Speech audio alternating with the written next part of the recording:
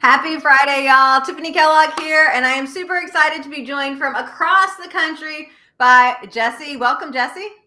Well, thanks for having me, Tiffany. Appreciate it. So I mentioned you're across the country. Where in the world are you? Yeah, Washington State. So Eastern Washington State. Yep. So how often do you have to make the distinction between Washington State versus Washington, D.C.? When I'm in a global or like a Zoom virtual world, almost all the time. And then even when I say Washington State, if I leave out the eastern part, then people go, "Oh, Seattle, I love that place," which is actually 5 hours away-ish from where I'm at in Spokane. So is it kind of like, it takes a little bit longer to get across the state than most people anticipate? Yes. Yeah, I would say so. Because aren't y'all right near like Idaho and another one? Yeah, Montana would be in about an hour and a half. I can get through 2 states into the third, which is often funny for most people. But I grew up in Montana, where the flip side is true. When I was playing football, we had a 14-and-a-half-hour bus ride and didn't leave the state, which is a little bit different of a conversation, I guess. Yeah, it is interesting that way. Like, I just got back from Texas, and that's another massive state. And we were talking about Florida, because whereas Florida's not that big of a state volume-wise, it is a very long and narrow state. So I can get from one coast to the other coast in a couple of hours. But if I wanted to get out of Florida, it's going to take me 4 or 5 hours just to go north, or to the Keys. It's a good 6 or 7 hours down there. So it's a very long state. Yeah. And then, it's interesting. I was talking to somebody the other day, and like all the international people, they like to do business international. I find most Americans are like, here, we're in America, but maybe it's because of the size of the country. Probably. And yeah, that's a good question. I think when we're talking about fun things, that would be something for me to research or laugh about, right? Yeah, so before we got started, y'all, Jesse and I were talking about, some of the fun things. Apparently, he's got a book in the works for one day. What's your 100 things, Jesse? The 100 Wonders of the Day, how to approach the world with curiosity, right? So can you give us an example or two of some of the things that you wonder about, just to have us curious? Yeah, well, I think one of the conversations I was having the other day is, how do we pick modes of transportation based on different geography, even when you're talking about Florida versus Washington, and some people that are used to walking or biking versus others, and why do we set those up, and then why do we keep those trends? Other ones would be certain children's games, and I was playing Taco Cat Goat Cheese Pizza with my kids the other day, which is like the craziest name of a game, and I'm wondering how the founders or the creators of that game came up with that title, and why those images or those graphics, which was interesting, which then you just go in a rabbit hole of all these things that you're like, and then who invested in that, right? Like, who from the business side, then I'm going, who did that, and the age groups that play it. That's just a short example, but without question, I get teased several times a week by someone that goes, "Of course you would wonder that. Of course you would have that question," right? It makes life more fun and interesting, though, right? Yeah, when I think you look at entrepreneurs, and especially when it's becoming a more abundant entrepreneur, one of the things there is you have to have a problem-solving and curious brain of why has nobody solved this, or has somebody solved this, and then that leads to, well, how could I solve this, or how could I improve this, which then you get into the whole economic theory of even the pencil and the amount of economics exchanges that have to happen. And so I think if we can fire up that curiosity from a childlike level, but then maintain it all the way through adulthood, hey, we're winning. And isn't it glorious that we live in a time where we have the opportunity to be curious, and like just the and not even just like the free speech or any of that, but just that we live in a time where we've got the time in the day to think about these random things. Yep. And with technology, even you're mentioning across the state, or then in the global landscape, how crazy is it that we live in a time where we can connect with people all over, and if you approach the world with curiosity through that, then your perspective changes. You're more open to receiving certain things. And I'm blessed that like our team is in 4 continents right now. And so the ability to pick their brain about even language or why that is, or then you get into certain phrases that we say here or that happens in different parts of the state, different parts of the country. But then when you take it to the global, sometimes people scratch their head of like, how did that come to be? And getting exposure to that is pretty great. Yeah. I was doing an interview with someone in Australia, and in America, it's know, like, and trust. In Australia, it's like, know, and trust. And I mean, it's the same mentality. I mean, essentially the words, it's the same stages of the progress. It's just different words to describe it. But it's those little things that you're like, all right, there you go. So what made you decide on Spokane, Washington? Well, I grew up in the middle of nowhere in Montana originally. And when I say middle of nowhere, it was 23 miles from the nearest town. So we used to have fun in the open land there. But as I grew up, that doesn't typically afford a lot of opportunity. And back then, before technology had advanced the way that it did. And so when we needed to relocate, it was actually also a decision around some of the family dynamics we had at the time. I know you know about my story, but I adopted some kids young, and there was some challenges with the bio family and some of their association. And so we had to relocate. But then when we did, it was, I don't want to go to a big metropolitan area. And Spokane happened to be like a midway point of all of our business connections at the time, and close enough to a large enough airport. So it was small town Seattle, big town from where I'm from, and allowed us a lot of the opportunity, but also cemented the fact that we were hours away from anything that might affect our family. That makes sense. So what's the nearest airport that is reasonable there? Yeah, right where I'm sitting, I'm 10 minutes from the Spokane International Airport, and in a smaller town that's actually just outside of Spokane, which is got about 20,000 people, is growing. So I'm 30 minutes from anywhere that I want to be, but 10 minutes from an airport to get expanded where I'm only a couple hours from anywhere I'd want to be on the West Coast, and can go coast to coast. I'll actually be in Florida in a couple weeks. So, and that's for fun, right? It is. Yeah. We'll be taking the kids to Disney World and doing a week over there. And, just getting some laughter. And now my younger ones are 8, and 13, which, is going to be a blast watching it through their eyes, and they're on the countdown right now. So have they done Disney before? So my 13-year-old has. This is kind of a family. We do it about every 3 years or so. So the 8-year-olds have not. I didn't really feel bringing my kiddos when they were 4 years old, and running through all the travel and theme parks and stuff. And so this will be their first time. What are they most excited about, and what are you most excited about? Yeah, that's a great question. I think the commonality of what they're most excited about is seeing some of the maybe shows that they've watched in the real world.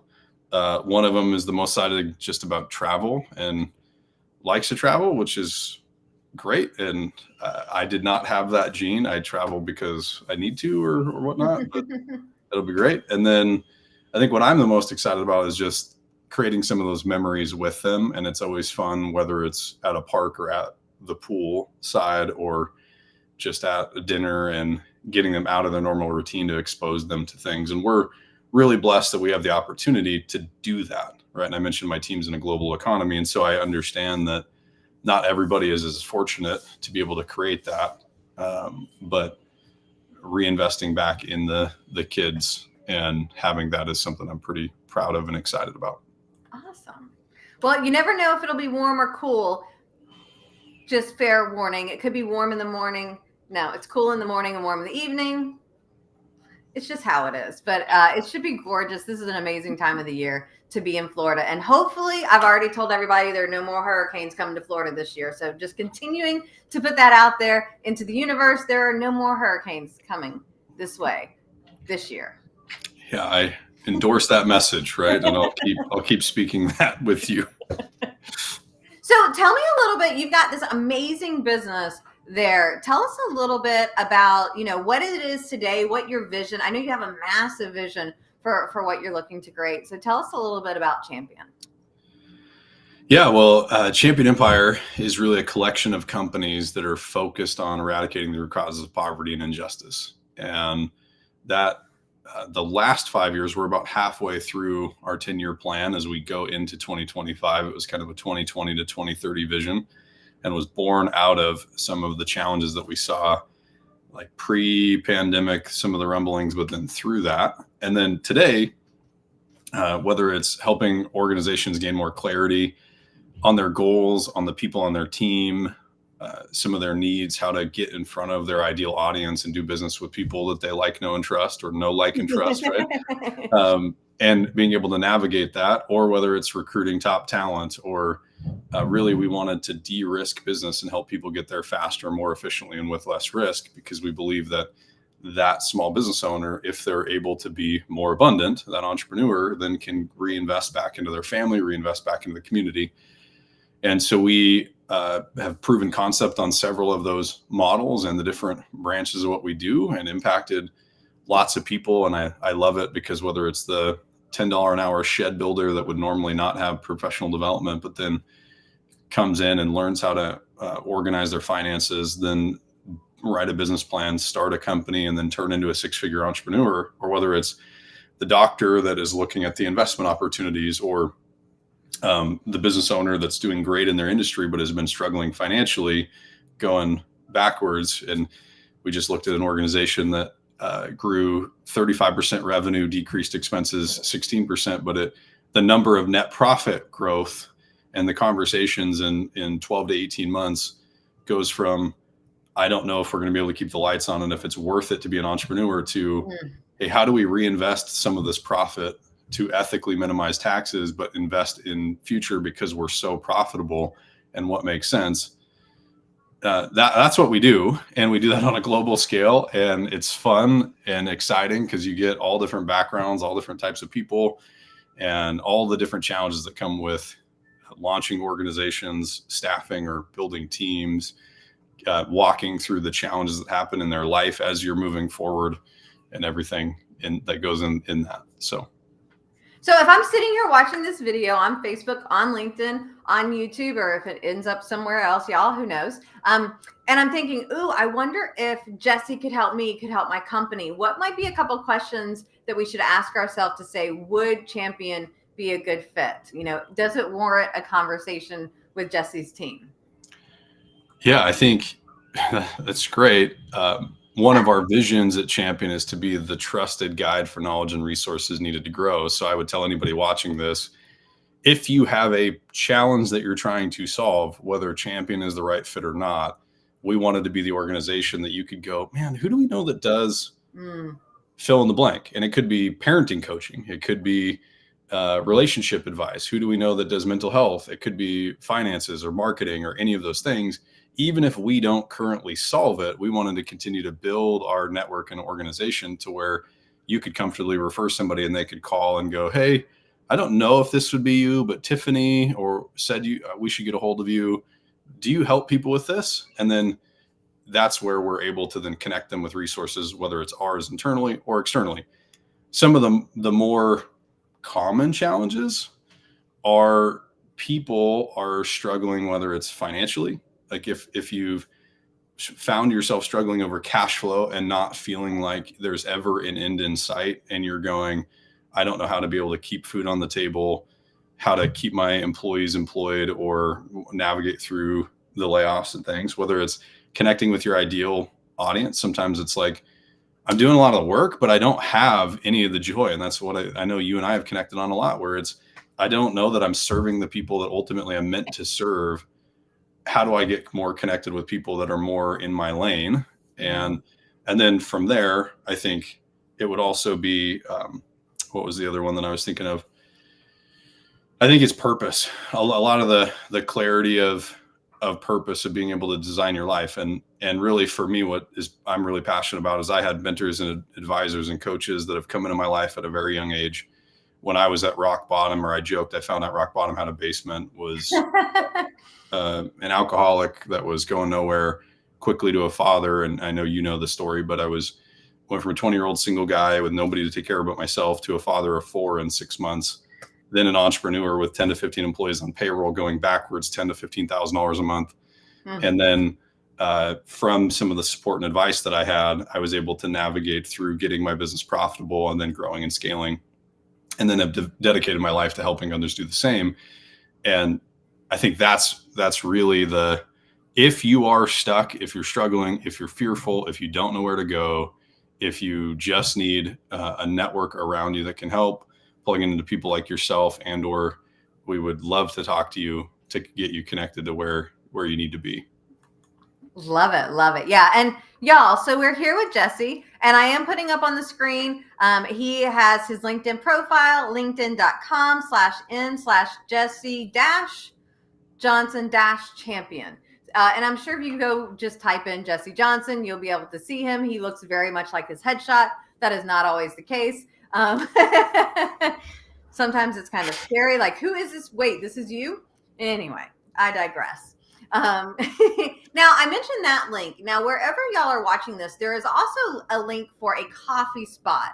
What is that all about, Jesse? Because I know that's what made me think about, hey, for many people, coffee is a fun thing or a necessity thing. I guess it could go either way. But I know a huge thing that y'all have at Champion is all about the generosity. So if you want to give us the overall, as well as this one little opportunity people have to help, we'd love to hear it. Yeah, man. Well, I could talk to you forever about this. I'll try to keep it as short as possible. But and you'd ask, like, what do I do for fun? And one of the things is solving bigger challenges. And one, we work very heavily in the nonprofit space and the for-profit space. And we have this dream of merging mentality where nonprofit is a tax exempt status, not a business model. And we need more nonprofits to think sustainability and how we can maybe build more sustainable economic engines that fund that. And then on the other side, we have businesses that don't always have to just be extremely profitable and investing in jets and things. And I'm not above that. I can't wait to own Champion Air someday. But I think taking that and then thinking more social purpose, how do we help the people within our company, within our community, within the world? And so we've been on this bend where we actually turned my birthday event, Champion Generosity, into a awareness generosity kind of summit where we do an impact award and we raise some funds for our generosity campaign. And then with that, we've been over 2024 doing our free education into the community. We've been scholarshiping or doing our nonprofit accelerator with some other great philanthropy consultants that are in our network.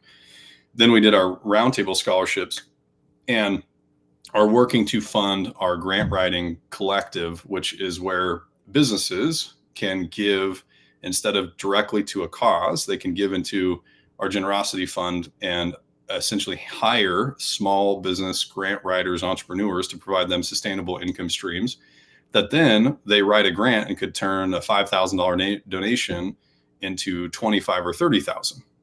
And so that's a great setup in and of itself where we're creating extra value and income that didn't even exist before or that people didn't have.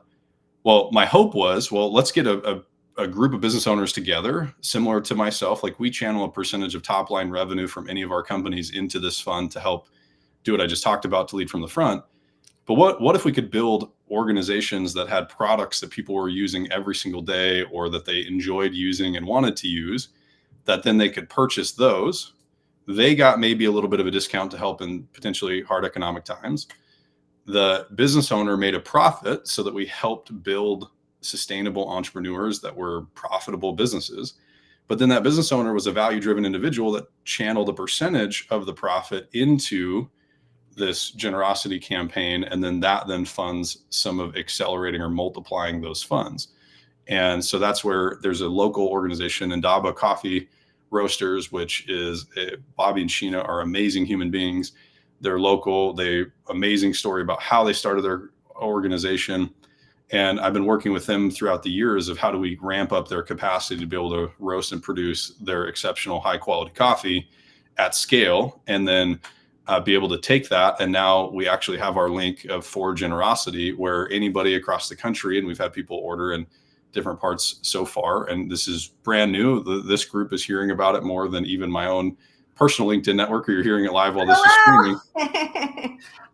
But we're ramping that up through the holiday season, where if somebody buys even just a 12-ounce bag of coffee, they'll be contributing to changing the world or community transformation in lots of the communities that we're in. So yeah, that's kind of a little bit of the background, Reader's Digest version. I get super excited about it. And when asked, like, what do I do for fun? I love the ability to get somebody a good cup of coffee, support a local entrepreneur that's mission driven, help a small entrepreneur that happens to be a grant writer or things, and then expand impact of numerous nonprofits, whether it's food insecurity, children, any of the causes that we currently contribute. And it's just a blessing. So I love the fact that your curiosity has led you to a way to do so many things at once. Instead of let me try and do this, let me try and do this. Let's make this impact. And it just ripples out. And it's so amazing what you're doing. And y'all, if you're watching this, wherever you're watching this, in the description has the link that you can go and get your coffee, as well as B, the code that you can use to save a little bit. Plus, that's how they know to make sure the money goes back for assistance. Yeah. And I appreciate you sharing that as well. And that would be my hope is I'll just finish this last piece of it. Coming out of the pandemic, we've seen domestic violence, alcoholism, all these things rise, and depression rates at an all-time high, and all those things. And that's what a lot of people focused on. But what would the world look like if we focused on, instead of those things, the positives that were being done in the community, the good that we could do? And what I found is there's a lot of people that maybe are watching this video, or that are friends with the person watching this video, that want to be more involved, but they don't know how. And maybe they have some resources to give, and they just don't know what cause to give to, and they don't know how to evaluate those causes. And so they'd rather not take the test than fail the test of who they're going to invest their resources with. And this is a way where, even if all you could do is buy a 12-ounce bag of coffee that supported your morning habits and routines, or maybe, a facility that purchases bulk coffee, like there's amazing discounts that are available through this organization. But even if you can't even do that, or aren't in a space where you do that, you could always tell somebody about it and know that you were doing good locally, regionally, nationally, internationally. And so I think sharing that link, being a part of something bigger, that's where communities, that's where more abundant entrepreneurs, I think, and the community that you're building and coming together, paired with Champion and what we're doing, and this, in serving each other, we all become free. And so I think I'd invite anybody that watches this now, or whenever, wherever it's posted, keep inviting. And if for some reason any link changes down the road, reach out to me directly at either my LinkedIn profile or jesse@championempire.net, and we'll get you connected with causes you care about. And I'm assuming in the upcoming years that you'll be adding to the list of all of the different places where we can go. And to me, if I'm going to spend the money anyway, I might as well spend the money where it's doing extra good. Yep. Yeah. And we actually have a handful that we're working on finalizing agreements with. Like, this is just the tip of the iceberg, but I was so excited because Bobby and Sheena have been working with me on this for a while now, and we're working on how do we get it into cafes and these different programs or different coupon codes with some of the merchant service providers. And we have several of them that are set to launch in 2025 that are in different industries that we just haven't voiced. And I would tell you that if you're an entrepreneur that's watching this that goes, yes, I've been talking with my network and I wanted to start a nonprofit and I want to give back and make more of an impact, I would tell you, hey, hold on. If you've never actually filed, get a hold of us and we can tell you if there's somebody already doing it, or we can help you get involved so that you're not getting tied up in all of those, which is another passion of mine. Yeah, people, and I've done it. Never want to do it again. I mean, if I ever wanted to do a nonprofit again, it would have to be massive for me to be willing to undertake that entirety of the process, because it's so involved. And oftentimes there's amazing nonprofits that you can work with or under and accomplish what you want without all the headache. Yep. Or the heartache, because that does come too. But to lighten things up, so I know we've talked a little bit about the fun, you traveling with your family and Disney. Talked about the fun of what we're able to create in the world. If it's just what most people think about fun, what's one or two things that all people, like as I mentioned earlier, my husband doesn't necessarily consider reading fun. I'm like, let me curl up with a good book, especially if I can get my dogs in my lap. That is a very fun, quiet Sunday afternoon. If he's watching football, I love it. Apparently that's not fun for everybody. So I'm curious, what are one or two other things that you like to do for fun? Yeah, well, I know I joked with you about this earlier, but I just like to compete. I want to be the best version of myself. And the reason I'm going to use that as an example is because I think everybody might be able to relate to this, where it's yesterday I finished a speaking engagement, and fun for me was the 10 minutes after with an empty water bottle and a trash can on the other end of the room, and me trying to make the impossible shot just to get it in to see, can that be done? Can we make this? How can we? And those things. But then that stems into, I'm usually a pretty serious stoic person. I'm an introvert. Like, my personality traits work against me in some of this in most people's eyes. But I love to get with my kids and just figure something out. And whether it was, I joked about the game Taco Cat Goat Cheese Pizza earlier, and how I wonder what that was named, but then also playing with them and watching their joy. And so whether it's competing on a scale that way, I do enjoy writing, which I forgot that I liked, which is different than reading. And it's funny because I've never actually published a book yet or things, although everybody's trying to get me to multiple times. And I've got several that are on the docket that when I prioritize it, I'll do that. But I enjoy those. And specifically even riddles or those things, which is kind of mixes a few of these where we get the curiosity, some of the problem solving mixed with some of the wordplay. So, yeah. And again, on the competing, we have an event annually that we do with some people on the west side of our state where we rent out a scout camp, and we have hundreds of people flying from all over the country. And I got my first experience with a game called Gaga Ball, which I don't know if you've ever played it, heard of it. It's like dodgeball meets an octagon. And the compliment that I got from a friend was, "Jesse, you look like a little kid," which said nobody to me ever, unless I'm in that kind of flow and environment of I'm playing this game with other people and learning something new. And so that is probably one of my favorite games. I play it once a year, but at that event, yeah. Love it, love it. So, Jesse, where can people find out more about you? Where can we go online? All that fun stuff. Tell us where you are at. Yeah, well, championempire.net would be an okay link that would take you then to any of our subsidiary websites and things. And we're working on cleaning up our digital presence. I think, as you know, and as you're a master of teaching individuals how to build relationships and network, we haven't really built out the most robust digital presence because it wasn't necessarily our strength or timing, and we're working on cleaning that up. But that's a great place to start. My LinkedIn profile is one where I'm working on getting more active in that in the new year, which is why I had that as the primary source to try to drive some accountability for my behaviors to shift a little bit to that, or just reaching out to my email, Jesse, JESSE at championempire.net, in which case we'll get you connected with resources, or I will be answering those or getting you connected with other places. So I think those are three great places to start. Yeah.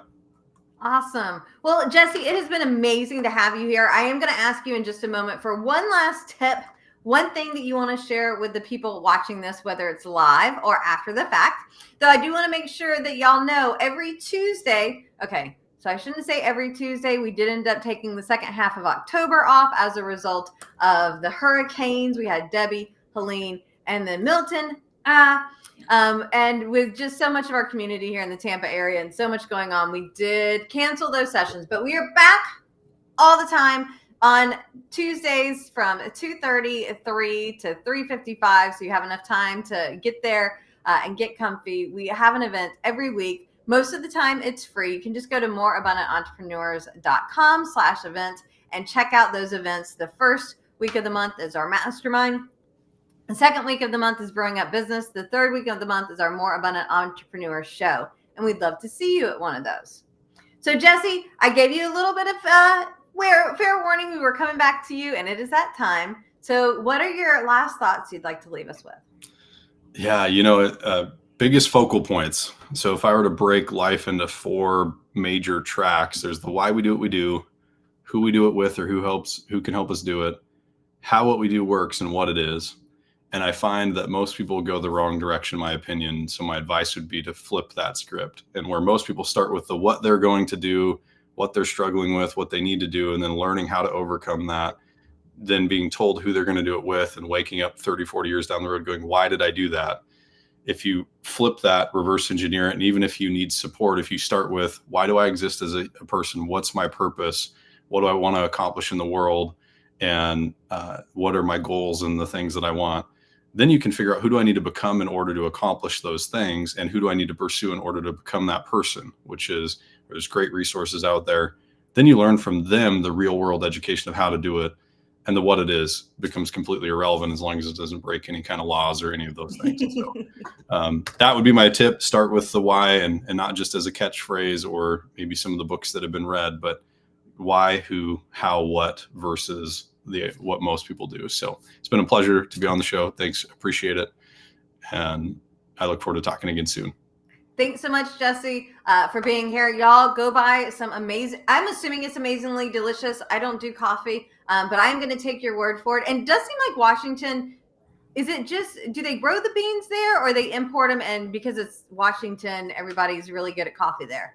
Yeah, I mean, there's a lot of the flavor and profiles comes in the roasting process, and they source from all over the world, all different villages, everything. And yes, I would tell you it is next level coffee, and lots of feedback on how to make it your favorite blend or those things. Nice. Well, again, y'all can check Jesse out on LinkedIn, online. If you're not finding him, just let me know, and I will make sure that you get to him and his team. It has been a pleasure getting to know you over this past year and having you here so that my people get to know you too. And for the rest of y'all, we'll see you again. Hopefully we'll see you on Monday at our Entrepreneurs in Action, which we are doing for Hurricane fundraising, or on Tuesday, or